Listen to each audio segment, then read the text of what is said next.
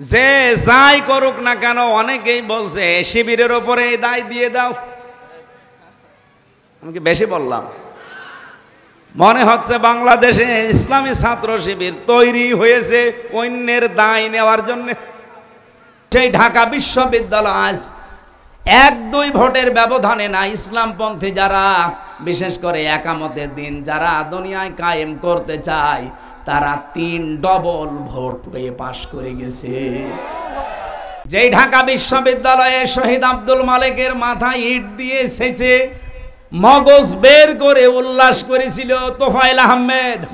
ভোটের আগের দিনও বলছিল যে ওদের জরিপ, যেটা আমি এক সাংবাদিকের জরিপ দেখলাম, উনি বলছিল ভোটের আগের দিনও যে ঢাকা বিশ্ববিদ্যালয় ইসলামপন্থী যা আছে সবাই যদি এক হয়, সর্বোচ্চ ভোট তারা পেতে পারে 3000, অথচ ভোট পেয়েছে প্রায় 14,500। মনে হচ্ছে বাংলাদেশে ইসলামী ছাত্র শিবির তৈরি হয়েছে অন্যের দায় নেওয়ার জন্য।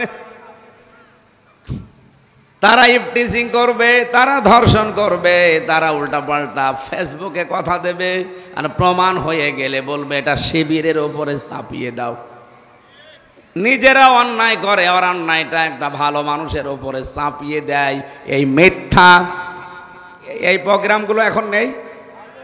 দেখেন আপনি নাম ধরেই বলছি, যে যাই করুক না কেন অনেকেই বলছে শিবিরের ওপরে দায় দিয়ে দাও।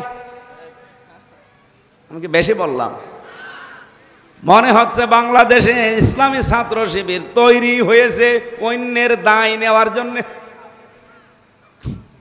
তারা ইফটিজিং করবে, তারা ধর্ষণ করবে, তারা উল্টাপাল্টা ফেসবুকে কথা দেবে, আর প্রমাণ হয়ে গেলে বলবে এটা শিবিরের ওপরে চাপিয়ে দাও।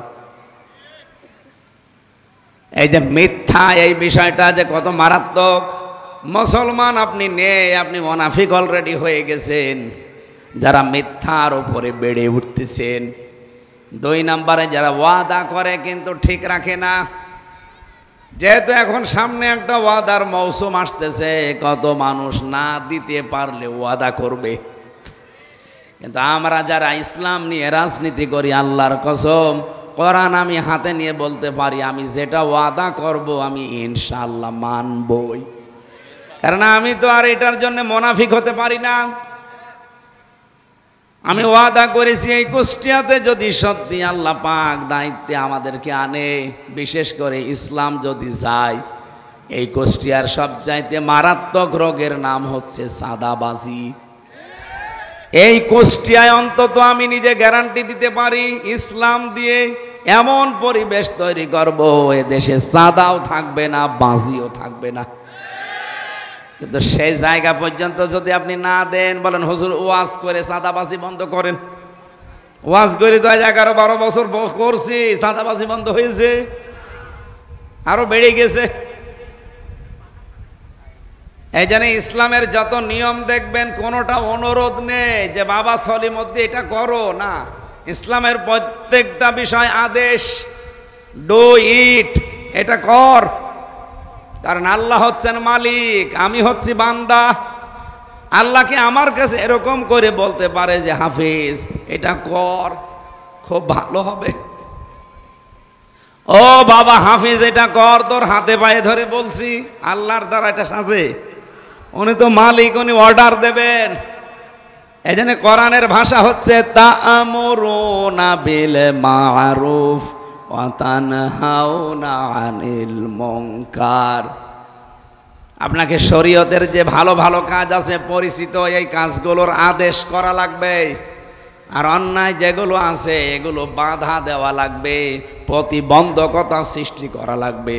আর এই প্রতিবন্ধকতা সৃষ্টি করতে হলে আইন লাগে, আইনের প্রয়োগ লাগে। আইন বাংলাদেশে আছে কিন্তু প্রয়োগ নেই।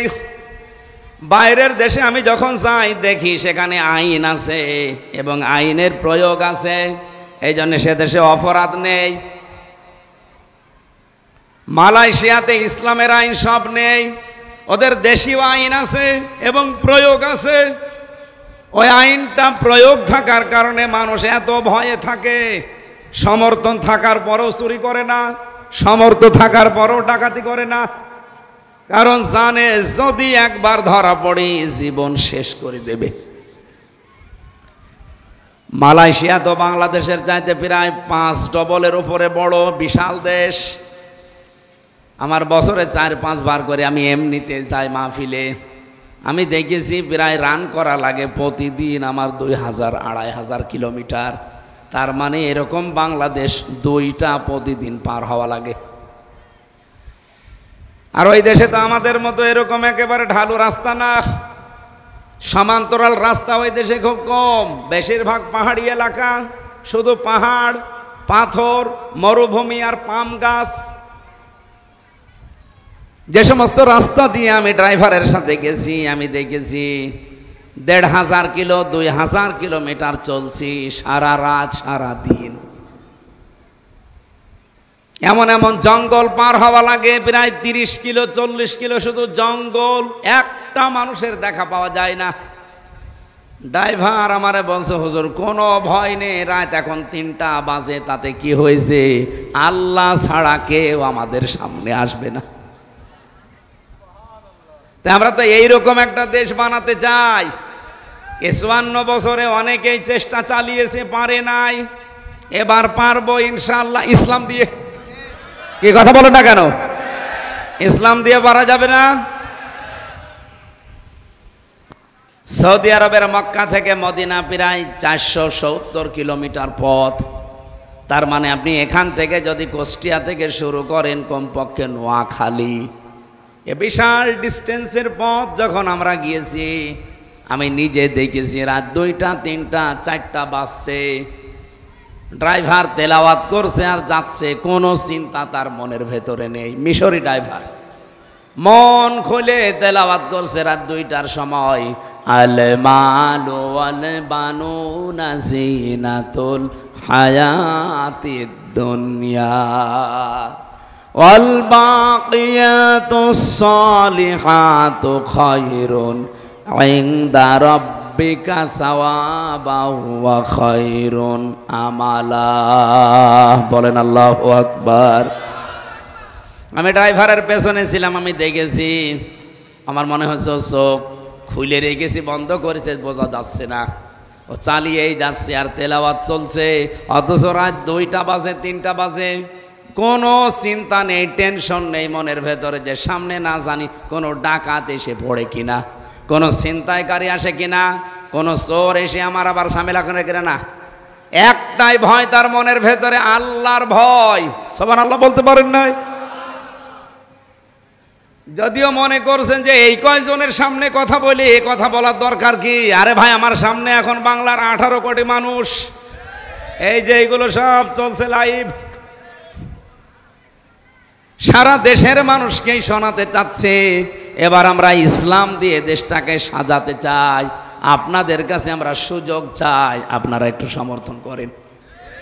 কারণ এটা এখন জিহাদের ময়দানে আছি আমরা। আপনার কাছে যাই মনে হোক, আমরা কিন্তু জিহাদি মনে করছি। বদরের ময়দান দেখিনি আমরা, উহুদের ময়দান দেখিনি। এবার হক আর বাতিলের যেভাবে লড়াই আরম্ভ হয়েছে, এবার মনে করবেন বাংলাদেশে এই নির্বাচনটা বদরের উহুদের মতোই। কারণ যেভাবে যারা কথা বলা আরম্ভ করেছে, ইসলাম থাকবে কি থাকবে না এটার একটা চ্যালেঞ্জ আসতেছে। বদরের ময়দান যেমন ছিল যে ইসলাম থাকবে কি থাকবে না, ওখানে পরাজয় হলে ইসলাম শেষ, আর যদি জয় লাভ করে ইসলাম টিকে যাবে। এই জন্য নবীজি বারবার দোয়া করছিলেন বদরের ময়দানে, রব্বুল আলামিন আজকে আমার যা সামর্থ্য ছিল এই 313 জন নিয়ে আমি কিন্তু চলে এসেছি, ওরা আমাদের এগেনস্টে এসেছে প্রায় 1000-এর উপরে। আজকের যেই দৃশ্য তুমি তো জানো, যদি আজকে আমরা পরাজিত হয়ে যাই ইসলাম কিন্তু আর থাকবে না। সুতরাং তোমার কাছে আমি বারবার সাহায্য চাচ্ছি। আমার এই সাহাবীগুলো যদি আজ টিকে না থাকে, সব বিদায় নেয়, আমি কিন্তু একা আর পারবো না। আল্লাহ পাক সঙ্গে সঙ্গে 1000 ফেরেশতা নাজিল করেছেন। আমরাও যদি সত্যি এবার ওই ময়দান মনে করে, কারণ ওদের কথাবার্তা শুনে আমি বলছি, যারা বিশ্বাস করি না, যে মানুষগুলো বলে এই দেশে যেন মৌলবাদী মাথা ছাড়া দিয়ে উঠতে না পারে, আপনি কি মিন করেন? আমরা কি থাকবো না সেটা আপনাদের কথাবার্তারাই বুঝে ফেলেছি যে এটাই আমাদের মরণ, কামড় দেওয়া লাগবে, এটাই আমাদের শেষ। ইসলাম নিয়ে তো দূরের কথা, জীবন নিয়েও টিকে থাকা কঠিন হয়ে পড়বে। এই কারণে এবার আমার মনে হয় এদেশে যারা হালকা ইমানদার তারা পর্যন্ত জোট বেঁধে ফেলেছে যে এবার সব দেখা শেষ, ইসলামের বাংলাদেশ। এটা চান কারা কারা দেখি? লিল্লাহে তাকবীর। সব হাত তুলেছে না কিছু মানুষ হাত তোলেনি? ঠিক আছে, আলহামদুলিল্লাহ। আমি জানি এখানে কোনো মোনাফিক, কোনো কাফের আসে নাই, আর ওগুলো আসবেও না। ওরা আরো বিরোধিতা করেছে সে 1500 বছর আগে, এখনো করছে, ভবিষ্যতেও করবে। সুতরাং কাফের মোনাফিক আমার কোনো দরকার নেই, ইমানদার 5টা হলে ওইটাই যথেষ্ট। 313 জন নিয়ে যদি 1000-এর মোকাবেলা করা যায়, বাংলাদেশের জরিপ এখন 18 কোটির ভেতরে 7 কোটি 20 লাখ মানুষ চাচ্ছে দেশে ইসলাম কায়েম হোক। সুতরাং যতই নড়াচড়া করেন মামা, মাথা কিন্তু ধরা হয়ে গেছে। যতই নড়াচড়া করেন কিছুই হবে না। এরপরে বহির্বিশ্বের, বিশেষ করে মুসলিম দেশগুলো এবং খ্রিস্টান দেশ যারা আছে, আমি হিসাব করে দেখলাম, লা তাজিদান্না আশাদ্দান নাসি আদাওয়াতাল লিল্লাযিনা আমানুল ইয়াহুদা ওয়াল্লাযিনা আশরাকু ওয়ালা তাজিদান্নাহুম আহরাসান নাসি আলা হায়াতি ওয়া মিনাল্লাযিনা আশরাকু। 2টা আয়াতে আল্লাহ কথা দিয়েছেন একরকমই, কিন্তু বক্তব্যটা আলাদা। রব্বুল আলামিন বলেন, হে নবী আপনি দেখবেন দুনিয়াতে মুসলমানদের জঘন্যতম শত্রু একটা ইহুদি আর একটা মুশরিক। তুলনামূলকভাবে তারা দুনিয়ার প্রতি সবচাইতে বেশি আসক্ত। আপনি দেখেন তামাম পৃথিবীতে সবচাইতে বেশি থাকার সেই রকম ব্যবস্থা করে রেখেছে হয় ইহুদিরা নয় মুশরিকরা। হ্যাঁ, আপনার কাছাকাছি আপনি পাবেন মাঝে মাঝে, সব সময় না, খ্রিস্টানদের। এরপরের আয়াতে দেখবেন নাসারা শব্দটা আছে। নাসারা মানে কি? খ্রিস্টান। খ্রিস্টানদেরকে আপনি একটু কাছাকাছি সাহায্যের হাত পাবেন। সুতরাং আজ বিশ্বের দিকে তাকালে আমরা দেখতে পাচ্ছি আমেরিকা এটা খ্রিস্টান। আমেরিকা কি বলেন বলেন? আগস্টের 5 তারিখের আগের খবর বাদ দেন, এরপরে যেভাবে এরা ইসলামপন্থী মানুষগুলোর সাথে মিশতেছে আর এদের কাজকর্মগুলো অবলোকন করছে, এরা অলরেডি বুঝে ফেলেছে যে পৃথিবীকে শান্ত করতে হলে ইসলামেরও বিকল্প এখন আর কিছু নেই। এই জন্য অনেক খ্রিস্টান যারা দেশ চালায় তাদের দায়িত্বশীল মানুষগুলোকে দেশের ইসলামপন্থী মানুষদের কাছে পাঠাচ্ছে। কই, ওদের কাছে তো পাঠায় না। আপনি কথা বুঝতেছেন? এই জন্য হীনমন্যতায় ভুগবেন না। না না জানি কি হয়ে যায়, যদি আবার না আসে তাহলে ঘরে থাকতে পারবো তো। আপনি ঘরে থেকে কি করবেন? আপনি ঘরে থেকে কি করবেন বলেন? আর আপনার এরকম মন তৈরি হয় কেন যে হবে কি হবে না? মানে ছেলে যদি এলাকার মানুষকে বলে বেড়ায় আমি আমার বাবার সম্পদ পাবো কি পাবো না, ও কি পাগল না মাথা খারাপ? লোকজন বলবে না, আরে তুই তোর বাবার সম্পদ পাবি না মানে? তোর বাবার সম্পদ তুই যদি উত্তরাধিকারী না পাস তো এলাকার লোক পাবে? তো এবার যে সুযোগ আল্লাহ তৈরি করে দিল, 54 বছরের সুযোগ ছিল, এরপরে যদি আপনার মনে হয় যদি না পারি কি হবে, আপনার এরকম মনে হবে কেন? আপনি কি বাবার অবৈধ সন্তান? আমি আশা করছি কি বলতে চাই বুঝে ফেলেছেন। কোনো ভয় নেই, আমাদের কোনো চিন্তা নেই। অলরেডি আমরা যেহেতু নেমেছি, বিজয় আমাদেরকে আল্লাহ দেবেই, শুধু শর্ত আমাদেরকে একটু নির্ভেজাল মুমিন হওয়া লাগবে। আজিম শব্দ এটা একটা মারাত্মক শব্দ। পরা কোরআনে আপনি আজিম কোন নবীর নামের আগে দেখবেন না। ইব্রাহিম নবীকে আল্লাহ একবার ডাক দিয়েছিলেন খলিল, ইব্রাহিম খলিলা। ইসমাইল নবীকে আল্লাহ ডাক দিয়েছিলেন হালিম, গোলামিন হালিম। ইয়াকুব নবীকে আল্লাহ তার খাসিয়াত অনুযায়ী ডাক দিয়েছেন হযরত ইসহাক নবীকে বলেছিলেন আমার গোলামিন আলিম, জ্ঞানী বান্দা। আর মুহাম্মদুর রাসূলুল্লাহকে আল্লাহ জানিয়েছেন খুলুকিন আযীম, মহান চরিত্রের বান্দা। এমন চরিত্র তাকে আল্লাহ দিয়েছেন, আজ ১৫০০ বছর হয়ে গেল তার চরিত্রকে ছাড়িয়ে যাওয়ার এ পর্যন্ত কেউ আসেনি, কিয়ামত পর্যন্ত আসবেও না। এই জন্যে আজকের এই আলোচনায় মানুষ আমরা ৫ জন, অসুবিধা নেই, কিন্তু যার সম্পর্কে কথা শুনছি আমাদের এই ৫ জনের জীবনী আল্লাহ যেন তার মতো বানিয়ে দেন, বলেন আমিন। আমরা জানি এই ছেলে মেয়েরা যারা এই যে ঝামেলা করছে এদের বসিয়ে দেন তো ভাই। ভলেন্টিয়ার কারা, কি কেউ আছে? ২-১ জন নাই তো এই যে আমার অনেকরে পাঠান। অনেক মামা একটু যাও তো, একটা রাউন্ড দিয়ে আস। হ্যাঁ, যারা দাঁড়িয়ে আছে জোরে করে ধরবা, আস্তে করে বসিয়ে দেবো। ওই নিজে যা বললাম ওইটা করো, দেখো কাউকে বসাতে পারো কিনা। আমরা হাদিসের পাতা থেকে জেনেছি যে পৃথিবীতে যদি কেউ ৩টা জায়গায় সময় ব্যয় করে, কিয়ামতের দিন এই সময়ের হিসাব আল্লাহ নেবেন না। সুম্মা লা তুসআলুন্না ইয়াওমাইযিন আনিন নাঈম, প্রত্যেকটা জিনিসের হিসাব আল্লাহর কাছে দেওয়া লাগবে।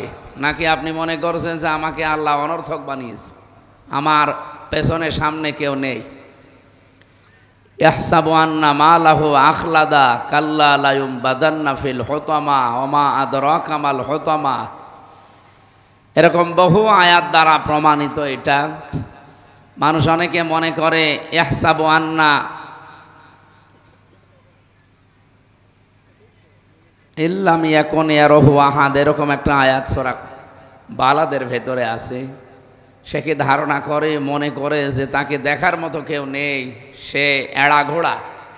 বাংলা অর্থ হচ্ছে সে ছাড়া ঘোড়া। না আফা হাসিবতুম আন্নামা খলাকনাকুম আবাসা ওয়া আন্নাকুম ইলাইনা লা তুরজাউন। মানুষকে ধারণা করে, মনে করে যে আমি তাকে এমনি এমনি বানিয়েছি, ওর জীবন এভাবেই শেষ হয়ে যাবে, অনর্থক, আমার কাছে ফিরে আসা লাগবে না। কখনোই না। অবশ্যই আমি আল্লাহর কাছে তাকে ফেরত আসা লাগবে, যেহেতু যাওয়াই লাগবে। যাওয়া ছাড়া এখানে আমরা কেউ আছি? আরও যারা ছিল পৃথিবীতে শক্তিশালী, কেউ যাওয়া ছাড়া আছে? সবাই চলে গেছে। এ পৃথিবীর জমিনটা এরকম। আপনি আসেন, দেখেন এখানে আর ১০০ বছর পরে আপনিও থাকবেন না, আমিও থাকবো না। এ জমিন ঠিকই থাকবে, এখানে চাষও হবে, তো পরবর্তী প্রজন্ম আসবে, এই জায়গাতে তারা আবার বিভিন্ন প্রতিষ্ঠান করবে, তারা বসবাসের জায়গা বানাবে, আমাদের মতোই হয়তো চলাফেরা করবে। আবার বাকি ১০০ বছর পরে যদি আপনি ফিরে আসার চান্স পান, এই ময়দানে এসে যদি বলেন এই মাদ্রাসা আমি বানিয়েছিলাম, আমি এখন সভাপতি, আপনারা ঢুকতে দেবে? আপনি কি কথা শুনতেছেন? এইটার নাম দুনিয়া। এই জন্য ফিরে যখন যাওয়াই লাগবে, হিসাব যখন দেওয়া লাগবে, আমাদের উচিত হচ্ছে হাদিস যেটা, যে ৩টা জায়গায় কেউ যদি সময় ব্যয় করেন, আল্লাহ ওই হিসাবটা বাইরে রাখবেন। তার ১ নম্বরে যদি কেউ কোরআনের পেছনে সময় ব্যয় করে। আমরা কোরআনের পেছনে সময় ব্যয় করছি না? আজকে যে তেলাওয়াতকৃত আয়াত সূরা আরাফের আমরা প্রায় ৫ ভাগের ১ ভাগ পড়েছি, এর উপরে আমরা আলোচনা করব ইনশাআল্লাহ। ক্লাস আকারে আজকে ৪৫ মিনিট থেকে সর্বোচ্চ ৫০ মিনিট আমরা কথা বলতে চাই, যেন এখান থেকে এই একটা ক্লাসে কিছু নিয়ে আমরা জীবনে কাজে লাগাতে পারি। আল্লাহ তৌফিক দেন, আমিন।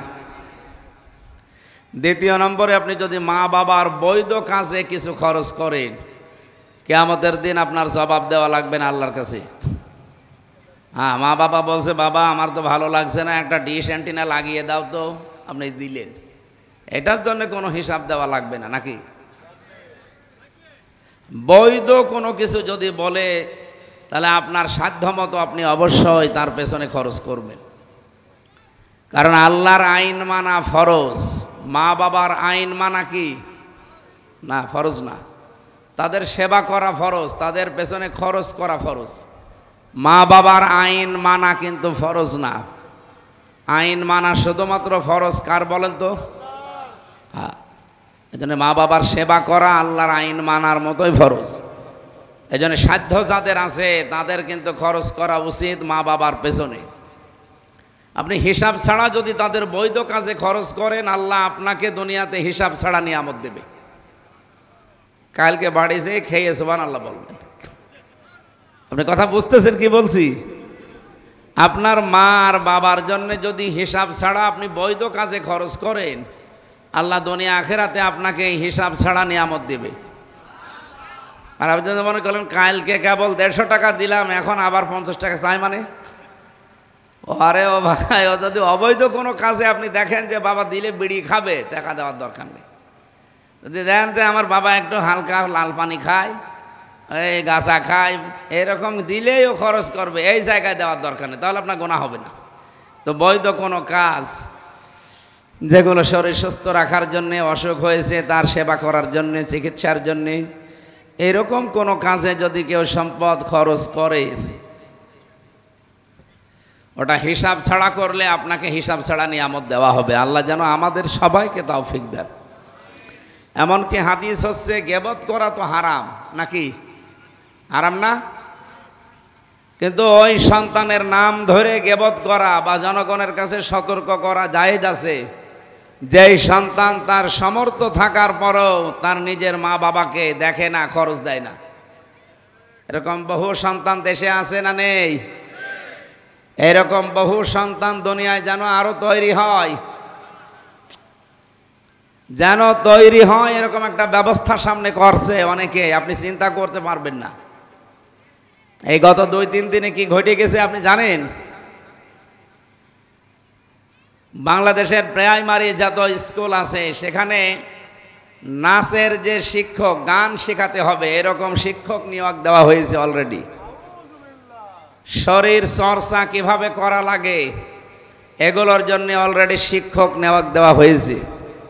কিন্তু 1 থেকে 5 পর্যন্ত, এই যে পেছনে প্রাইমারি, 92% মুসলমানের এই দেশ, এখনো পর্যন্ত একটা ধর্মীয় মাওলানা শিক্ষক নিয়োগ দেওয়া হয়নি। এটা কোন ষড়যন্ত্র আপনি টের পাচ্ছেন?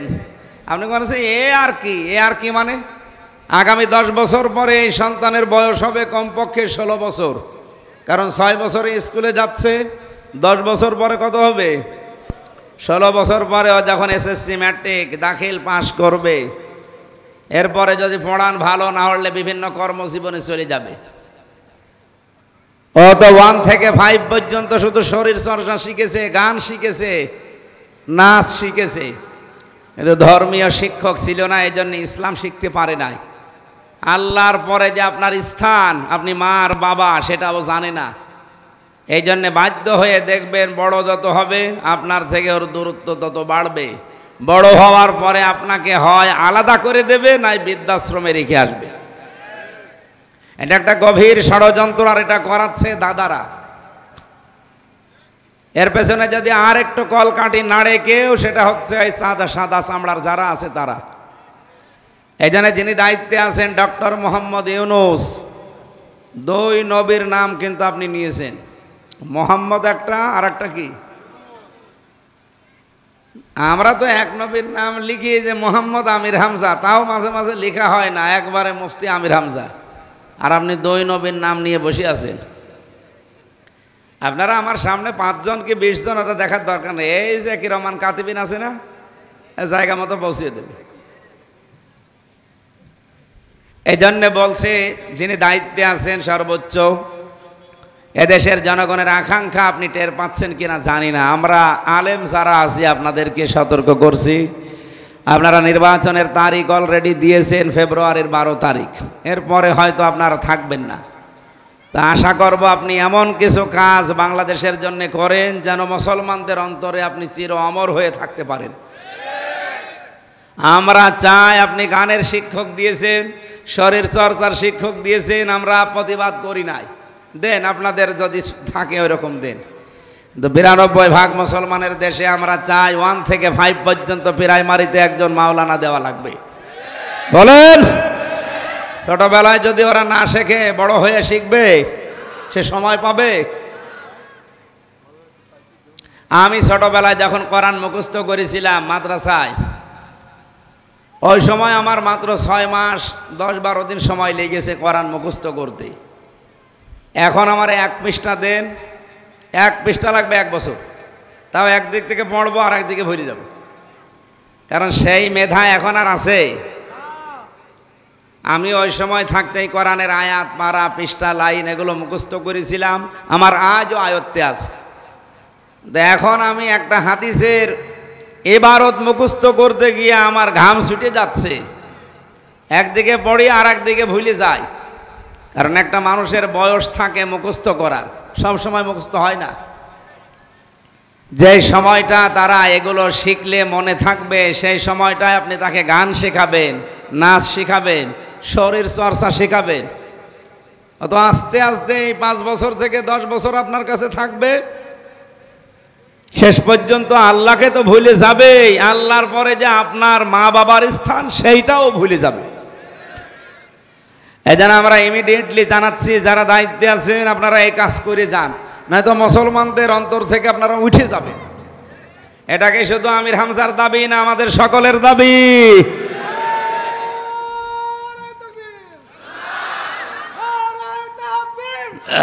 ঠিক আছে।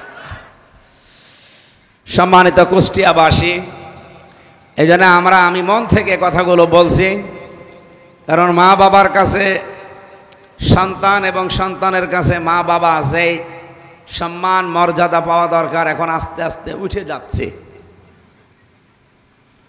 তার এই কারণ অন্যতম এইগুলো। আমার ভাইরা,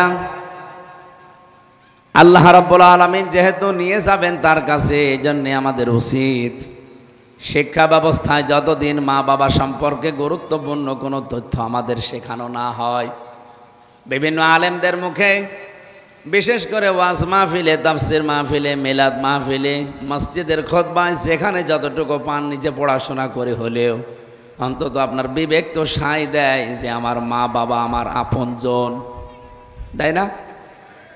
এতটুকু অন্তত মেনে চলার চেষ্টা করেন। আশা করছি আগামীতে কিয়ামতে যেদিন আপনি উঠবেন, মা বাবার পেছনে খরচ করার কারণে এই সম্পদ, এই সময়ের হিসাব আল্লাহ নেবেন না। 3 নম্বরে, যারা পৃথিবীতে জিহাদের ময়দানে কাজ করে, আপনি যদি সরাসরি যেতে পারেন ভালো, যদি না যেতে পারেন যারা করছে তাদের পেছনে আপনি সমর্থন জানাবেন, পেছনে থাকবেন, তাদের পেছনে আপনার সময় এবং সম্পদ খরচ করবেন। আমার তো এখন যতটুকু দৃষ্টি, সারা বাংলাদেশ আমি ঘুরছি, আমি দেখছি সবচাইতে বড় জিহাদ বাংলাদেশে এখন বাতিলের সামনে টিকে থাকা। আগে তো কাফেরের সামনে ছিলাম, এখন আছি মুনাফিকের সামনে। এ পৃথিবীতে কাফেরের চাইতে সব চাইতে ভয়ঙ্কর শত্রু কিন্তু মুনাফিক। এটা তো আমি বানালাম নাকি?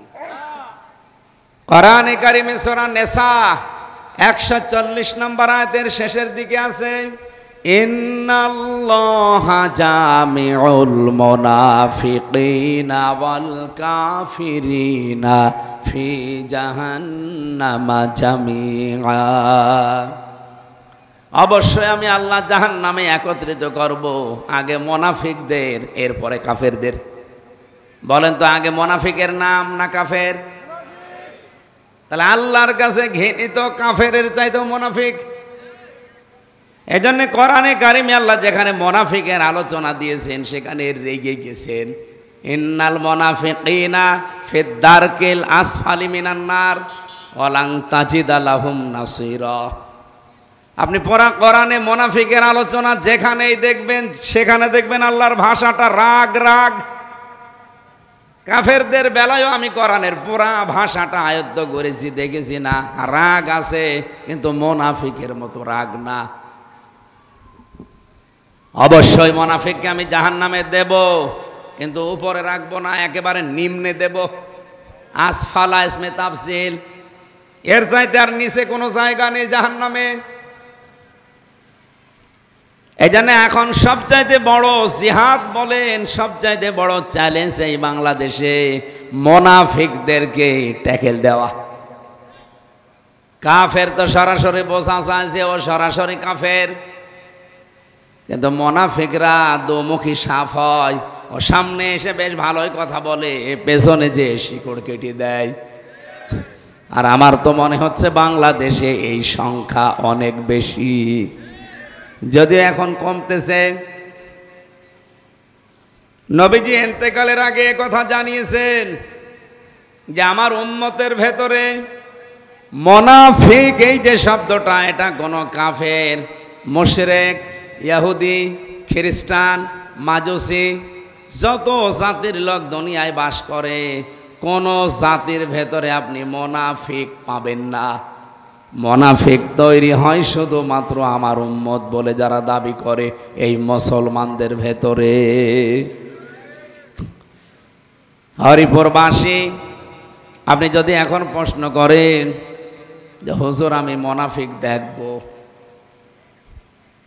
আপনাকে আমার মনে হয় সবচাইতে বেশি পাঠানো লাগবে হয় ইন্দোনেশিয়া নয় বাংলাদেশে। এই কথা বলছেন? আপনি যদি ইহুদি দেখতে চান ইসরায়েলে যান, খালি ইহুদি পাবেন। যদি খ্রিস্টান দেখতে চান আমেরিকায় যান, শুধু খ্রিস্টান পাবেন। যদি বৌদ্ধ দেখতে চান মায়ানমারে যান, বৌদ্ধ পাবেন। যদি হিন্দু দেখতে চান পাশের রাষ্ট্রে যান, এখানে হিন্দু পাবেন। ওই লোকটা যদি বলে জাহান্নামে, তো এই বৌদ্ধ, হিন্দু, খ্রিস্টান এরা একেবারে নিচে থাকবে না, নিচে থাকবে যে মুনাফিকরা, আমি ওইটা দেখতে চাই। বলেন তো কোন দেশে পাঠানো লাগবে? এখানে 92% মুসলমান, তার মানে মুনাফিক থাকার সম্ভাবনা নেই। বলেন, এই জন্য আমাদের খুব সতর্কতার সহিত চলা দরকার যে মুনাফিকের কোন জার যেন আমার ভেতরে চলে না আসে। কারণ ইহুদি খ্রিস্টান তো আর মুনাফিক হবে না, ওরা সরাসরি কাফের। মুনাফিক হওয়ার সম্ভাবনা বেশি কাদের? আমাদের। বলেন বলেন, আপনি দেখেন তো মুনাফিকের জার্ম আপনার ভেতরে আছে কিনা। সেলুনে যদি চুল কাটতে যায় কেউ, দাড়ি কাটে, গোপ কাটে, আমরা দেখেছি সেভ করতে গিয়ে এই লোকটাকে সেভ করেছে, ওই ব্লেড দিয়ে যদি আমারে সেভ করে আমি মেনে নেব। সেলুনারে বলবো ভাই নাপিত ভাই দাঁড়ান, ওই ওই ওই ব্লেডটাকে খোলেন, কারণ ওর মুখে যদি জার্ম থাকে ওইটা যদি কেটে যায়, ওই রক্ত যদি আমার এখানে লাগে, আমার ওই জার্ম চলে আসতে পারে। আপনি একটা অসুখের ব্যাপারে এত সতর্ক, অথবা পৃথিবীতে মুনাফিক তৈরি হবে শুধু মুসলমানদের ভেতরে, কখন যে আপনি মুনাফিক হয়ে গেছেন আপনি টেরও পাননি। আয়াতুল মুনাফিকি সালাসা, ইদা হাদ্দাসা কাযাবা, কাযিবানা কাযাবা, ওয়া ইদা ওয়াদা আখলাফা, ওয়া ইদা তুমিনা খান। বুখারী শরীফের হাদিস। নবীজি বলেন মুনাফিক তো ওই লোকটা যে কথা বললেই মিথ্যা কথা বলে। বাংলাদেশে আজ এই প্রচলনটা অলরেডি বেড়ে গেছে। মুনাফিক যারা আছে, কাফের যারা আছে, ওরা তো আর মুমিন না। ওরা কি না? যদিও আমাদের সাথেই মিলেমিশে চলে। আব্দুল্লাহ ইবনে উবাই যেমন রসুলের পেছনে নামাজ পড়তো, রসুলের সাথে রোজা রেখে ইফতারি করতো, বিশ্ব নবীর সাথে হজ করে কাবায় 7 চক্কর দিত, মনা মুজদালিফায় দৌড়াদৌড়ি করতো নবীর পেছনে, সব ছিল আল্লাহর নবীর সাথে। কিন্তু তলে তলে ওর যোগাযোগ ছিল আবু জেহেলের সাথে। আমার তো বাংলাদেশের দৃশ্য মনে হচ্ছে অধিকাংশ এখন সব আব্দুল্লাহ ইবনে উবাইয়ের হয় ছেলে নাই ভাইরা ভাই। এই কথা বলে না কেন? আমরাও কি ওরকম না? আমরা আবু বকরের মতো। সিদ্দিকে আকবর হযরতে আবু বকরকে নবীজি ডাক দিয়ে বললেন, আবু বকর, এই যে 5 হেসড় দিয়ে দিয়ে এই বালির ভেতরে হাঁটতেছ, তোমার কি পায়ে ব্যথা নাকি বাড়ির কথা মনে পড়ে গেল? হযরতে আবু বকর বলেন, হে নবী, আবু জেহেলের নাম আপনি জানেন, আবুল হাকাম, বুদ্ধির বাপ। ওর এত বুদ্ধি, এত তীক্ষ্ণ ব্রেন, ওর এক তীক্ষ্ণ মেধা। ও সকালবেলা উঠে যখন আমাদের পেছনে আসবে, তখন আমাদের এই পায়ের ছাপ দেখে দেখে ও বলবে যে এটা মোহাম্মদের পা, এটা আবু বকরের পা। এত তীক্ষ্ণ মেধা তাকে আল্লাহ দিয়েছে। উঠের যে বিষ্ঠা আছে, যে পায়খানা আছে, উঠ এই উটের পায়খানা পরীক্ষা করে বলে দিতে পারতো যে এই উটটা অমকের ছেলে অমকের। কি মেধা দিয়েছিল তারে বলেন তো। এই জন্য আমি 5 ছেঁচড় দিতে দিতে যাচ্ছি আপনার পেছনে, যেন আপনারটাও মুছে যায়, আমার পায়ের ছাপও মুছে যায়। যেই দিন আপনার কাছে আমি কালেমাটা পড়েছি, ওই দিন থেকে আল্লাহর পরে আপনার পরে পৃথিবীর কোনো কিছু আমার অন্তরের ভেতরে আর বেশি মহাব্বতের নেই। হরিপুরবাসী, এই হরিপুরে যদি 5,000 মানুষ আপনারা ইসলামের পক্ষে থাকেন আর 10,000 যদি ইসলামের বিপক্ষে থাকে, আমাদের কোনো চিন্তা নেই। কারণ আমরা জিতলেও আমাদের লাভ, আমরা হেরে গেলেও আমাদের লাভ। কিন্তু যারা আছে বিপক্ষে ইসলামের, ওরা তো আর আমির হামজার বিরুদ্ধে না, ওরা সরাসরি বিরুদ্ধে ইসলামের। যেহেতু 92% নামধারী মুসলমান আমরা আছি, সরাসরি বলতে পারে না আল্লাহ মানি না, এই জন্য ঘুরিয়ে পেঁচিয়ে বলে যে আমির হামজা রাজনীতি করে, ওর কথা শুনি না। আমির হামজা রাজনীতি করে, ওকে বাবার কথা বলে। কোরআনে রাজনৈতিক বক্তব্য না থাকলে আমি জীবনে বলতামও না। কি কথা বলেন না কেন? আমরা এসেছি সিরাত শুনতে রসুলের। বলেন তো কোরআনে এমন একটা আয়াত দেখাতে পারবেন যে আয়াতে আল্লাহর ঘোষণা নেই, রসুলুল্লাহর সিরাতের কথা নেই? বলেন একটা আয়াত বলেন তো। এমনকি যে আয়াতে কোনোদিন কল্পনাও করা যায় না যে এখানে রসুলুল্লাহর কথা থাকতে পারে, সেখানেও আমি পেয়েছি। কুল হুয়াল্লাহু আহাদ আল্লাহুস সামাদ লাম ইয়ালিদ ওয়া লাম ইউলাদ ওয়া লাম ইয়াকুল লাহু কুফুওয়ান আহাদ। বলেন এই আয়াতের ভেতরে কি আছে? আল্লাহর একাত্মবাদের ঘোষণা আছে। কি আল্লাহ কয়জন? বলেন বলেন। এখানে আহাদ নেই, আল্লাহর কোনো অভাব আছে, এজন্য এখানে সমাদ নেই। আল্লাহর মতো কেউ নেই, তার থেকে কেউ আসে না, তিনিও কার থেকে নেই, এজন্য লাম ইয়ালিদ ওয়া লাম ইউলাদ, তার সমকক্ষ কেউ হতে পারবে না, কুফুওয়ান আহাদ। বলেন তো এর ভেতরে রেসালাতের ঘোষণা কই? বল, যারা আছেন বলেন তো দেখি। সূরা ইখলাস যে পড়লাম, যে ব্যাখ্যাটা দিলাম, এটা সব পরিচয় কার? রাসূলুল্লাহর কোনো পরিচয় আছে? আছে। ওর মাথা তার কাটা হলেও বলছে আছে। আছে কোনটা? এই যে কুল, হে নবী আপনি বলেন, রেসালাতের ঘোষণা হয়ে গেল না?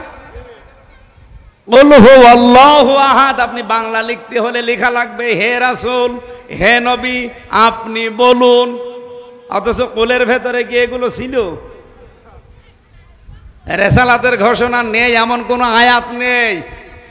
ফালিয়াহদারিল্লাযীনা ইউখালিফুনা আন আমরিহি আন তুসিবাহুম ফিতনাতুন আও ইউসিবাহুম আযাবুন আলীম। সতর্ক থাকবা, আল্লাহর রসুলের সিদ্ধান্তের বাইরে কোনো কাজ যদি দুনিয়ায় হয়ে যায়, 1 নম্বরে বিপর্যয় নেমে আসবে, 2 নম্বরে কঠিন শাস্তি আসতেছে। বলেন নাউজুবিল্লাহ। আমার হরিপুরবাসী, আমি যেটা বোঝাতে চাচ্ছিলাম, যেহেতু জিহাদের ময়দানে টাকা পয়সা খরচ করলে, সময় দিলে হিসাব দেওয়া লাগে না, আর বাংলাদেশে এখন সামনে ইসলাম থাকবে কি থাকবে না, মুসলমানদের মুসলমানিত্ব থাকবে কি থাকবে না, সেরকম একটা চ্যালেঞ্জ আসতেছে। এই জন্যে আমরা এইটাকেও জিহাদের ময়দান মনে করছি। এই জন্যে আমাদের সময় যদি ব্যয় হয় হবে, যদি অর্থ ব্যয় হয় হবে। আরে ভাই, ইসলাম কায়েম করে দেখানো ফরজ না, চেষ্টা করা ফরজ। কায়েম হলে ভালো, না হলে আপনার জীবদ্দশায় কোনো অসুবিধা নেই। আপনি যে চেষ্টা করেছিলেন এর জন্য আপনার নির্ধারিত একটা বেতন আছে, ওই বেতনের নাম জান্নাত। আমি কথা বোঝাতে পেরেছি? আমরা কেউ এই বাংলাদেশের মালিক বলুন, এমনকি এই কোরআনের মালিকও আমরা না, এ জমিনের মালিকও আমরা না, কোরআনের মালিকও আমরা না। এ কোরআন যদি কায়েম হয় আমাদের কোনো লাভ আছে না, আল্লাহর লাভ আছে। সুযোগটা সুবিধাটা পাবো আমরা। এ কোরআন কায়েম হলে আল্লাহর কসম এখানে জেনা থাকবে না, এখানে ডাকাতি থাকবে না, সাদাবাজির কথাও কেউ মুখ দিয়ে বলতে পারবে না। জেনা কোরআনের আইন যদি থাকে, আয-যানিয়াতু ওয়াজ-যানি ফাজলিদু কুল্লা ওয়াহিদিম মিনহুমা মিয়াতা জালদা, অবিবাহিত হলে যদি জেনা করে ধরা পড়ে 80 বেত্রাঘাত, 100টা বেত্রাঘাত করা লাগবে মিয়াতা।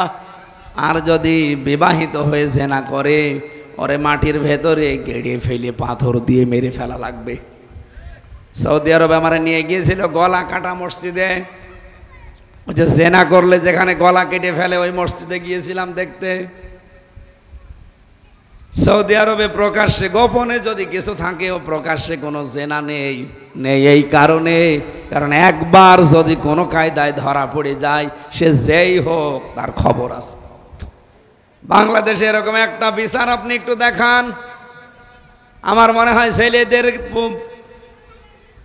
সে স্বপ্ন দোষ বন্ধ হয়ে যাবে। জেনা করা তো দূরের কথা,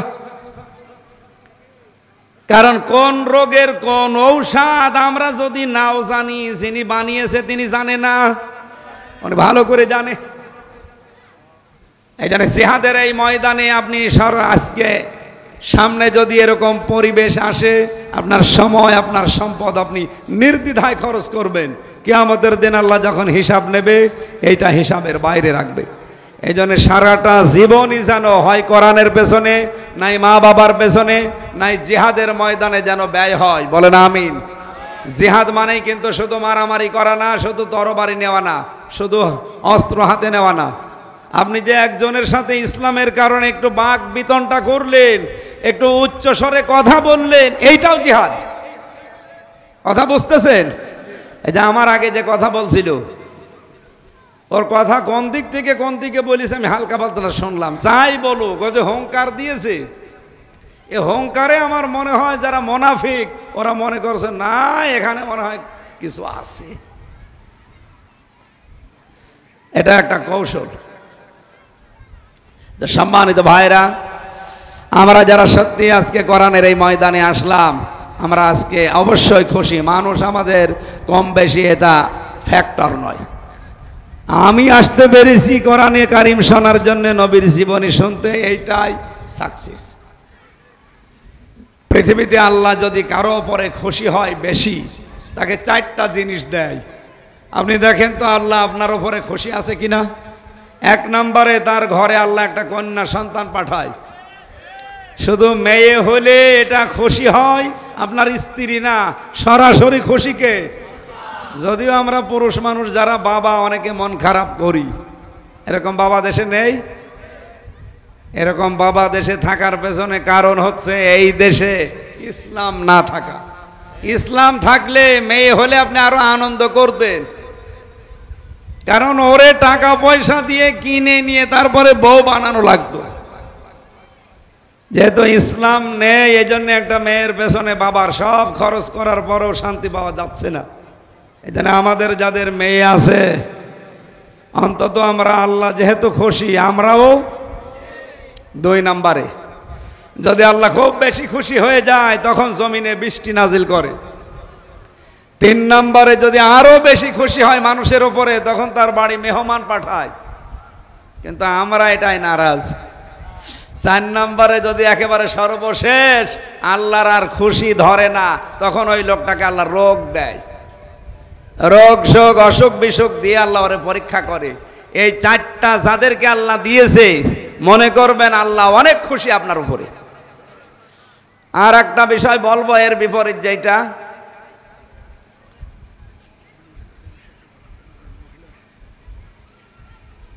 আমি তো আন্দাজে বললে আবার বানানো বলা হয়ে যাবে। হাদিস তিরমিজি শরীফ, আল্লাহ রাব্বুল আলামিনের নবী বলেন, এই পৃথিবীতে আল্লাহ সব চাইতে বেশি নারাজ হয় যখন, কিন্তু বান্দা ওইটা পেয়ে সব চাইতে খুশি। আর আল্লাহ সব চাইতে বেশি নারাজ, তার 1 নম্বরে হচ্ছে যৌতুক। আমারে মামা, অনেক মামা বলছে নাউজুবিল্লাহ, ওর কয়দিন পরে বিয়ে, ও তো ধরা খাবে। হ্যাঁ আলহামদুলিল্লাহ। তাহলে আল্লাহ সব চাইতে বেশি বেজার হয়ে যায়, নারাজ হয়ে যায়, আর মানুষ বেশি বেশি খুশি হয় কয়টা কারণে? চারটা। কয়টা? আর এক নম্বরে যৌতুক যেখানে হয় আল্লাহ নারাজ হয়ে যায়, কিন্তু ওই বর এবং বরের বাবা খুশি। দুই নম্বরে বিশ্ব নবী জানিয়েছেন আল্লাহ সব চাইতে আরো বেশি নারাজ হয়ে যায় ওই সময় যখন দেখা যায় মানুষ বসে বসে গীবত করে। এটা তো নেই নাকি? তিন নম্বরে বেশি আল্লাহ আরো বেশি যখন নারাজ হয়, রেগে যায়, কিন্তু মানুষ খুব আনন্দ পায়, খুশি হয়। তিন নাম্বার কারণ হচ্ছে মিথ্যা কথা বলা। এটা তিন নাম্বারে এসেছে। চার নাম্বারে পেয়েছি আমি, এটা মনে হয় না বলাই ভালো, এলাকায় এটা নেই। চার নম্বরে আল্লাহ সব চাইতে বেশি রেগে যায় তখন, কিন্তু মানুষ খুশি। সুদ। এলাকায় সুদ আছে? অনেক মানুষ দেখা যায় টাকা ছেড়ে রাখে, 1000 টাকা দেয়, 1 মাস পরে নেয় 1100 টাকা, তার মানে 100 টাকা বেশি। আপনি ইন্টারেস্ট বলেন, লাভ বলেন, যাই বলেন, এটা কিন্তু মায়ের সাথে জেনা করার শামিল। আল্লাহ যে রেগে যায় সবচাইতে বেশি এই একটা কারণে। সুতরাং এলাকায় যারা এই কাজে আছেন, আপনি থেমে যান, এখন ছেড়ে দেন। রব্বুল আলামিন বলেন আযারু মা বাকিয়া মিনার রিবা ইন কুনতুম মুমিনিন। সুদের সম্পর্ক যার সাথে যার আছে ছেড়ে দাও, যদি মমিন বলে দাবি করো। সুতরাং মমিন বলে আল্লাহর কাছে যদি আপনি টিকে থাকতে চান, সুদ নামে এই ভয়ঙ্কর অপরাধ ছেড়ে দেওয়া লাগবে। যদিও এই দেশে এখন আমরা পারছি না। এটা পারা যাবে ওই সময় যখন এই দেশে যাকাত ভিত্তিক অর্থনীতি কায়েম হবে, ব্যাংকগুলো সব ইসলামী শরিয়া আইন অনুযায়ী চলবে। তখন আপনি চেষ্টা না করলেও টাইট হয়ে যাবেন, আপনি পারবেন না। বলে ব্যাংকে সুদ ছাড়া চলে, সৌদি আরবে চলছে না, আফগানিস্তানে চলছে না, ব্যাংক চলে না সুদ ছাড়া, ওদের তো চলছে কি করে? এই দেশেও চলবে। খালি ইসলামকে নিয়ে এসে দেন, ও কিভাবে চালাতে হয় সব নীতি ওর কাছে আসে। ওর কাছে বায়ে সালাম আছে, বায়ে ইস্তেসনা আছে, বায়ে মুআজ্জাল আছে, বায়ে ওয়াহেদা আছে। আপনি বেচা কিনা করবেন, কিন্তু এই সিস্টেমগুলো মেনে নেন। মোশারাকার সিস্টেম দেবে ব্যাংক, মোদারাবা দেবে, মোরাহাবা দেবে, এগুলো সব ইসলামী ব্যাংকের নিয়মে আছে। কিন্তু বাংলাদেশে অন্য কোনো ব্যাংকিং ব্যবস্থাই নেই। কিন্তু ইসলামী ব্যাংকও 100% পারছে না, কারণ ওনারা আবার বাংলাদেশ ব্যাংকের সাথে কারবার করা লাগে। কিন্তু বাংলাদেশে যদি ইসলাম দিয়ে চলে, তখন বাংলাদেশ ব্যাংকও কি দিয়ে চলবে? বলুন বলুন। আল্লাহ সব চাইতে বেশি রাগান্বিত হয়ে যায় এই সুদের সাথে জড়িত হলে। অথচ আমরা ছোট বড় কম বেশি সবাই ডাইরেক্ট ইনডাইরেক্ট এর সাথে আমরা জড়িত। তার মানে আল্লাহ আমাদের উপরে খুশি না নারাজ? এই যে 4-8টা জিনিস বললাম, আল্লাহ সবচেয়ে বেশি খুশি হয় ওই 4টা জিনিস দিতে পারলে। আর এই 4টা জিনিস মানুষ আরম্ভ করলে আল্লাহ সবচাইতে বেশি নারাজ হয়। আল্লাহ আমাদেরকে ওই 4টা জিনিস পেয়ে আনন্দ করার তৌফিক দিন, আর এগুলো ছেড়ে দিয়ে খুশি থাকার সুযোগ দেন। বলেন আমিন। সূরা আরাফের 157 নম্বর আয়াতের প্রথম অংশে ছিল আল্লাযীনা যারা ইয়াত্তাবিউনার রাসূলান নাবিয়্যাল উম্মিয়া, এই পৃথিবীতে অনুসরণ করবে এমন একজন নবী, এমন একজন রাসূল যার পরিচয় এখানে আল্লাহ 3টা দিয়েছেন। 1 নম্বরে তিনি ছিলেন আল্লাহর রাসূল, 2 নম্বরে তিনি ছিলেন নবী, 3 নম্বরে তিনি ছিলেন উম্মি। দ্বিতীয়, এই পৃথিবীতে অন্য কোন কিতাবে নবীদের নাম আল্লাহ এত ব্যবহার করেননি, অথচ আমাদের নবীর নাম তাওরাতে, ইনজিলে, জাবুরে সবচাইতে বেশি ব্যবহার করেছে। আল্লাহ বলেন যেমন তেমন ভাবে না, আল্লাযী ইয়াজিদুনাহু মাকতুবান, লিখিত অবস্থায় দিয়েছি। তাওরাতে মুসা নবীর নাম যদি থাকে 100 বার, মুহাম্মদ রাসূলুল্লাহর নাম আল্লাহ দিয়েছেন 1000 বার। ইনজিলে যদি ঈসা নবীর নাম থাকে 5 বার, মুহাম্মদ রাসূলুল্লাহর নাম আছে 50 বার। জাবুর কিতাবে দাউদ নবীর নাম যদি 10 জায়গায় পান, মুহাম্মদ রাসূলুল্লাহর রিসালাতের ঘোষণায় দেওয়া আছে 100 জায়গায়। এজন্য আল্লাযী ইয়াজিদুনাহু মাকতুবান ইনদাহুম ফিত তাওরাতি ওয়াল ইনজিল। আমি এমন একজন নবীর অনুসরণ করতে তোমাদেরকে বলছি, যেই নবীর লিখিত, যেই নবীকে লিখিত অবস্থায় আমি আল্লাহ তার মর্যাদা বাড়াতে তাওরাতে, জাব্বুরে, ইনজিলে আমি আল্লাহ লিখে দিয়েছি। সুতরাং আমরা যারা আলোচনা শোনার জন্যে, জীবনী শিক্ষা নেওয়ার জন্য আজকে বসেছি এখানে, উনি আমাদের মতো সাধারণ মানুষ না, যেমন তেমনও মানুষ না, উনি হচ্ছে অসাধারণ মানুষ। রব্বুল আলামিন নিজের পরে যার স্থান দিয়েছেন, আমি এটা আদাবুল মুফরাদে পড়েছিলাম, বিশ্বনবী জানিয়েছেন এই পৃথিবীতে কোনো মানুষ যদি আমার পাঠানো সর্বশেষ নবী মুহাম্মদুর রাসূলুল্লাহর আদর্শ বাদ দিয়ে অন্য কারো আদর্শ যদি গ্রহণ করে দুনিয়ায় চলে, ও মারা যাওয়ার পরে ওর কোনো হিসাব আমি নেব না, বিচারও করব না, বিনা হিসাবে বিনা বিচারে লোকটা জাহান্নামী। কত শক্ত কথা চিন্তা করেন তো বাংলাদেশের জন্যে। এই হাদিসটা আমার মনে হয় যদি এই দেশের সাথে আমি মিলাই, বহু মানুষের কপালে অলরেডি আগুন লেগে গেছে, যেহেতু তারা আদর্শ হিসাবে রাসূলুল্লাহকে মানে না, তাদের আদর্শ হয়েছে অন্য কেউ। এটা রেকর্ড হচ্ছে, ছড়িয়ে যাচ্ছে। যারা যারা শুনছেন, আপনার বিবেকটা কাজে লাগানে হাদিসটার দিকে তাকিয়ে। এরপরেও যদি কারো বিবেকে কাজ না করে, আমার আর কিচ্ছু করার নেই। এই কোরআন শরীফ দিয়ে আপনার কিছুই হবে না, বুখারী শরীফ দিয়েও হবে না, আপনার লাগবে বাকারি শরীফ। কি শরীফ? আমাদের এই হরিপুর কি সদর থানার যিনি আমির আছে, ওনার নাম কি? শরীফ। ওনার নামের আগে শুধু একটা বাকারি যোগ করে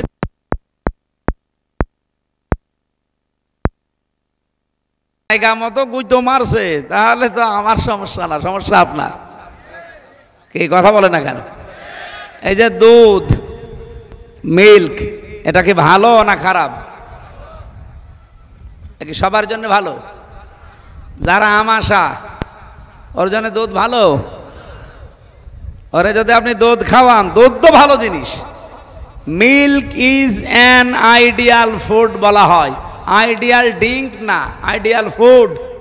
যদিও এটা তরল জিনিস, তারপরও ড্রিঙ্ক বলা হয় না। আপনি যারা লেখাপড়া করে দেখেন, ফুড বলা আছে। বিজ্ঞান প্রমাণ করে জানিয়েছে যে পৃথিবীতে যত খাবার আছে, একমাত্র দুধ, যার ভেতরে খাবারের চাহিদাও মিটে যায়, পানির চাহিদাও মিটে যায়। এই জন্য আইডিয়াল ফুড বলা হয় এটাকে, আদর্শ খাবার।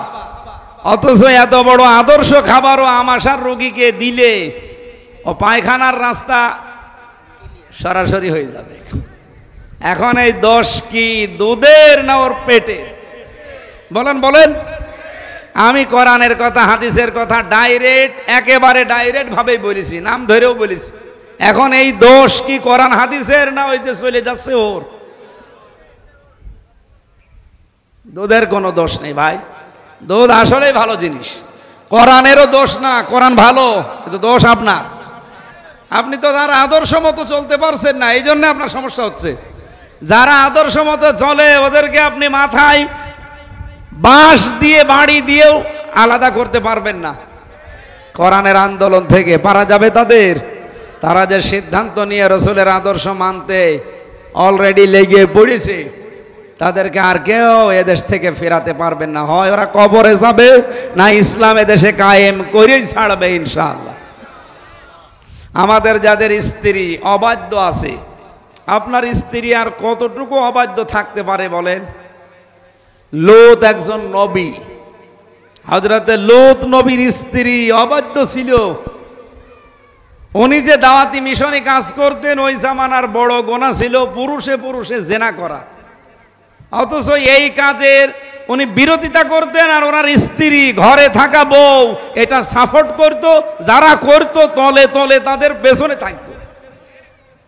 আপনার বউ তো আর এত খারাপ না নাকি? সুতরাং মা বোন যারা এসেছেন তাদের সাথে আচরণ ভালো করা লাগবে। নবীজি বলেন পুরুষের ভেতরে উত্তম পুরুষ ওইটা যে তার স্ত্রীর কাছে উত্তম। এবার আমরা অনেকেই ধরা খেয়ে যেতে পারি। হাদিস পড়ছিলাম, একটা মানুষ স্ত্রীর সাথে মারামারি গন্ডগোল এমনকি অনেক কিছু হয়ে গেছে, বউ আর রাখবে না, বাদ দিয়ে দেবে, তালাক দেবে। এই কথাগুলো বলতে নালিশ আকারে নিয়ে এসেছে খলিফা হযরত ওমরের কাছে। বাড়ির বাইরে দাঁড়িয়ে শোনে হযরত ওমরকে তার স্ত্রী যা তা বলে কথা বলছে। লোকটা অনেকক্ষণ শুনলেন, শুনে কিচ্ছু আর না বলে চলে যাচ্ছে। হযরত ওমর বাড়ি থেকে বের হয়ে দেখে একটা লোক এসেছে কিন্তু চলে যাচ্ছে। ডাক দিয়ে বললেন, ভাই এদিকে আসেন, আমার কাছে যারা আছে কিছু না কিছু চাই বা বলে, আপনি মনে হচ্ছে কিছু বলতে এসেছিলেন, চলে যাচ্ছেন কেন? লোকটা বলে, খলিফা আমার বলার দরকার নেই। কেন? কারণ আমি যে নালিশ দিতে এসেছিলাম এসে আমি তার জবাব পেয়ে গেছি। আমি বোর সাথে গন্ডগোল করে আপনার সাথে নালিশ দিতে এসেছিলাম, এসে দেখছি আপনি বোর গরম শোনেন, আপনার কাছে বলে করবো কি? হযরত ওমর তাকে হাত ধরে বসালেন, মাথায় গায়ে হাত দিয়ে বললেন, ভাই আমার বাড়িতে যে স্ত্রী এতক্ষণ আমারে গরম দিচ্ছিল ওটা আমার সন্তানের মা। আমাকে বাবা ডাক শোনাতে গিয়ে সে তার জীবনের উপরে রিস্ক নিয়েছে। এই কথা বলে না কেন? একটা মানুষ যখন সন্তান জন্ম দেয় সে কিন্তু ধরেই নেয় যে বেঁচে থাকলেও থাকতে পারি, মরে গেলেও যেতে পারি। আমার ম্যাডাম এই 3 নাম্বার যে বাচ্চাটা হাফসা জান্নাত, ওরে যেই দিন রেখে আমার কাছে, ও তো জন্ম নেবে, আগের যে 2টা আছে ওই 2টাকে আমার কাছে রেখে যখন যাচ্ছিল ওই দিন ওর কান্না দেখেছিলাম, হাওমাও করে কাঁদতেছে। ও যদিও প্রায় 19 ব্যাগ রক্ত লেগেছে ওই দিন, প্রায় 3 দিন একাধারে আইসিইউতে ছিল, লাইফ সাপোর্ট যেটা বলা হয়। আমি ধরেই নিয়েছিলাম সবাই যে না আর মনে হয় ফিরবে না, ডাক্তাররা পর্যন্ত আশা ছেড়ে দিয়েছিল। তার মানে ওরা এই নিয়ত নিয়ে যায়। আমারে বারবার বলছিল যে 2টা মেয়ে রেখে গেলাম, এরা যেন এতিমের মতো না থাকে, আমি যদি ফিরে না আসি। মানে ওরও বিশ্বাস যে ফিরে নাও আসতে পারি। তার মানে এত বড় একটা রিস্ক নিয়ে যেই মেয়েটা আপনাকে বাবা ডাক শুনিয়েছে, সে মেতরের কাজ পর্যন্ত করে এই বাচ্চাদের জন্যে, এত কিছু কষ্ট যে সহ্য করছে, তা তার একটু গরম শুনলে সমস্যা কি? তাই বলে আজকে থেকে মেয়েরা মনে করছে পাওয়ার পেয়ে গেলাম, দরকার হয় গায়ে হাত তুলবো না। সম্মানিত মা বোনেরা, এই পৃথিবীতে আল্লাহর পরে যদি সেজদা দেওয়া জায়েজ থাকতো, নবীজি কিন্তু স্বামীর নাম জানিয়েছে যে স্বামীর পায়ে সেজদা দেওয়ার হুকুম দিতাম। কত বড় সম্মান আল্লাহ তাকে দিয়েছেন, আপনি টের পেয়েছেন? স্বামীর অনুমতি ছাড়া নিজের বাড়িতে, স্বামী যাদের পছন্দ করে না এরকম মানুষকে বাড়িতে ঢুকতে দেওয়াও জায়েজ নেই।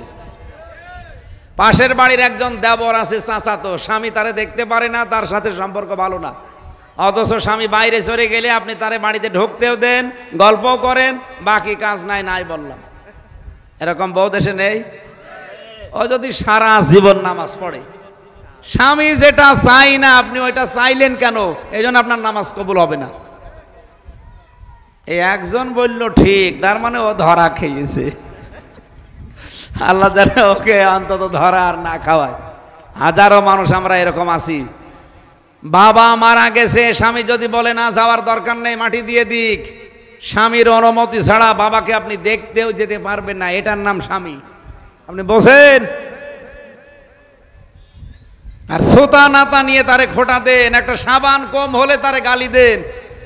বলেন তো এরকম বউ আছে কার? হাত তোলেন তো। না এখানে নেই, আলহামদুলিল্লাহ। মেয়েদের ওয়াজ আমার দরকার নেই, ওগুলো সব আল্লাহর ওলি বসে আছে, ওরা এমনি জান্নাতি। আল্লাহ আমাদের মেয়েদেরকে হযরতে রোকাইয়া, কুলসুম, বিশেষ করে ফাতেমাতুজ জোহরার মতো বানিয়ে দিন। জোরে বলেন আমিন। আজকের আলোচনা আয়াতের মূল বিষয় ছিল এই রবিউল আউয়াল মাসে এইটা, যে অনুসরণ করার মতো দুনিয়ায় কেউ নেই শুধু রাসূলুল্লাহ বাদে। যার যে বৈশিষ্ট্য শুনলাম, এই বৈশিষ্ট্য বাংলাদেশে কারো কি আছে যাদের অনুসরণ আমরা করি? রাসূলের বৈশিষ্ট্য হচ্ছে তার নাম তাওরাতে ইনজিলে, আপনি যাকে মেনে চলেন তার নাম তাওরাতে ইনজিলে না। আমেরিকার বইতে যে পড়েন তো আপনার নেতার নাম আমেরিকার ওই বইতে আছে কিনা? এরপরে আমাদের নবীর বৈশিষ্ট্য, তিনি ছিলেন আল্লাহর সরাসরি রাসূল, নবী, উম্মি, অনেকগুলো গুণাগুণ আল্লাহ তাকে দিয়েছেন। আহ্বান জানাচ্ছি, চোখ কান বুঝে রাসূলুল্লাহর বাইরে আর কাউকে মানবেন না। আল্লাহ আমাদেরকে তৌফিক দিন। এখন অনেক রাত, কালকে আমার অনুষ্ঠান আরো 5টা, এই জন্য আজকে আর কথা বলা ঠিক হবে না। এই বই আপনারা যদি পান গাড়ি থেকে নিয়ে যাবেন। আমি জেলখানায় যে কয়টা লিখেছিলাম তার ভেতরে এটা একটা, সৃষ্টি জগৎ নিয়ে লেখা, অনেক তথ্য দেওয়া আছে। আল্লাহুম্মা আমিন। লা হাওলা ওয়ালা কুওয়াতা ইল্লা বিল্লাহিল আলিয়্যিল আযীম। মাথা নিচু করেন, চক্ষু বন্ধ করেন, জীবনের গুনাহগুলো স্মরণ করেন। রব্বানা যালামনা আনফুসানা ওয়া ইল্লাম তাগফির লানা ওয়া তারহামনা লানাকুনান্না মিনাল খাসিরিন। রব্বুল আলামিন, তোমার নবীর জীবনী থেকে তার আদর্শ মেনে নেওয়ার যে গুরুত্ব আমি শুনেছি, বলেছি, যতটুকু শুনলাম মেনে চলার সুযোগ করে দাও। আজকের এই আয়োজনটা যত ছোট হোক আর বড় হোক, তোমার নবীর খাতিরে তুমি কবুল করো।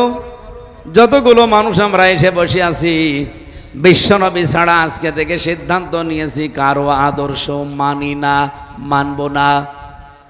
সকলে বলেন মানি না, মানব না। আমিন। রব্বুল আলামিন, আমরা ওয়াদা যারা করেছি এই দুনিয়াতে ওয়াদা ঠিক রাখার সুযোগ করে দাও। সম্মানিত মা বোনদেরকে তুমি খাদিজার মতো, আয়েশার মতো বানাও। পরিবারে যাদের শান্তি নেই, আমরা জানি এই এলাকায়, এই শহর এলাকায় বহু মানুষ স্বামী স্ত্রীর ভেতরে শুধু অভাবের কারণে দ্বন্দ্ব বেঁধে আছে, অশান্তি আছে। আল্লাহ অভাবগুলো দূর করে দাও, স্বভাবগুলো ভালো করে দাও। আমরা যারা অসুস্থ আছি, এই গরিব এলাকার মানুষেরা, আল্লাহ আমাদের শেফায়ে কামেলা আজেলা নসিব করো। যে রোগ শোকগুলো দিয়েছো আল্লাহ, তুমি আমাদেরকে বাঁচাও। বড় কোনো মারাত্মক রোগে আমাদেরকে ফেলে দিও না। যে ছোটোখাটো রোগগুলো তুমি আনন্দ পেলে, খুশি হলে দান করো, এগুলো দিয়ে আমাদের গোনাগুলো তুমি মাফ করে দাও। এ মাহফিলটা সাজাতে যারাই চেষ্টা করেছে তাদের এই টাকা পয়সাগুলো কবুল করে নাও। এই মাদ্রাসাটা দিনের মার্কাজ হিসাবে তুমি মঞ্জুর করো। প্রশাসনের যে ভাইগুলো আজকে এসেছে আল্লাহ, তাদের উপরে খাস রহমত নাজিল করো। বারাকাল্লাহু লানা ওয়া লাকুম ফিল কোরআনিল আযীম। আলহামদুলিল্লাহি রাব্বিল আলামিন। লা ইলাহা ইল্লাল্লাহু মুহাম্মাদুর রাসূলুল্লাহ।